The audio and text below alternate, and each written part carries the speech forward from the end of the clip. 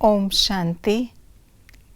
नवयुग निर्माता, सद्गति दाता, बेहद के बाप, संगम युग पर आकर हम आत्माओं को पुरानी हद की कमाई कराना छोड़ बेहद की रूहानी कमाई करना सिखाते हैं, जिससे हम आत्माएं पदम पति बन जाती और स्वयं को तकदीरवान बनाकर श्रेष्ठ नई सृष्टि का मालिक बनने के योग्य बनाती हैं। तो आइए रिवाइज करते हैं आज के 19 अगस्त 2022 के बाबा के मधुर महावाक्यों को। ऊंची तकदीर बनाने का आधार क्या है? बुद्धि बल और ज्ञान बल। अभी हम बच्चों की कौन सी ज़बरदस्त तकदीर बन रही है? हम बाप से बेहद का वर्षा ले रहे हैं। श्रीमत पर हमारी सब मनोकामनाएं पूरी हो रही हैं। संगम युग पर आकर शिव बाबा कौन से कर्तव्य करते हैं? ज्ञान देते, स्वर्ग रचते, सद्गति करते, योग सिखलाते, बेहद का राज समझाते, साहूकार बनाते, स्वर्ग की बादशाही देते, पतितों को पावन बनाते, शास्त्रों का सार समझाते, ब्राह्मणों की रचना रचते। किसको क्या कहा जाता है? बाप को श्री श्री, सतयुग को स्वर्ग, गिरने को पतित बनना, राम सीता को क्षत्रिय चंद्रवंशी, ज्ञान को ब्रह्मा का दिन सतयुग त्रेता, पतित से पावन बनने को सद्गति होना, प्रजापिता ब्रह्मा को great great grandfather, Lakshmi Narayan को महाराजा महारानी, लक्ष्मी नारायण पद पाने को तकदीर बनाना। संगम युग पर हम बच्चे क्या बनते हैं?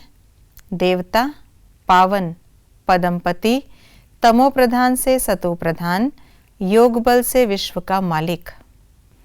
संगम युग पर हम बच्चे क्या करते हैं? तकदीर बनाते, राजयोग सीखते, 21 जन्मों के लिए वर्षा पाते, रावण पर जीत पाकर राज्य पाते, इस युद्ध के मैदान पर रावण पर जीत पाते, शिव बाबा का अव्यभिचारी ज्ञान सुनकर वर्षा पाते।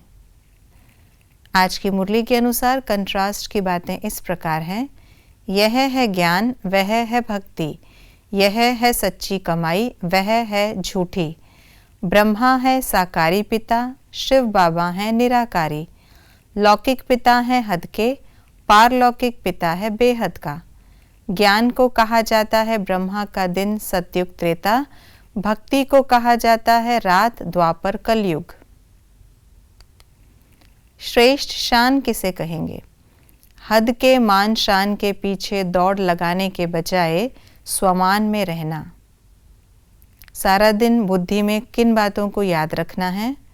हम सो देवी देवता थे, सतयुग त्रेता में हम राज्य भाग्य पाते हैं, सूर्यवंशी चंद्रवंशी, फिर हम गिरते हैं। जब भक्ति पूरी होती है तो बाप आते हैं। हम अब ब्राह्मण बने हैं, फिर देवता बनेंगे। हमें किन बातों की धारणा करनी है? पदमपति बनने के लिए सच्ची कमाई करनी है, पढ़ाई में समय का बहाना नहीं देना है, रोज़ पढ़ाई पढ़नी है, मेरा तो एक बाप दूसरा ना कोई, यही पाठ पक्का करना है। एक बाप की अव्यभिचारी याद में रह आत्मा को सतो प्रधान बनाना है। ये थी आज की मुरली की विशेष बातें।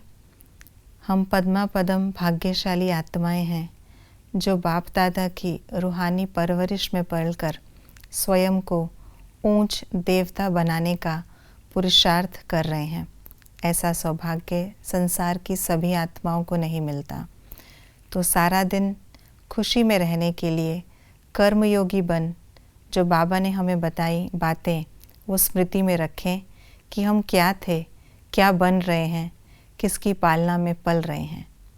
ओम शांति।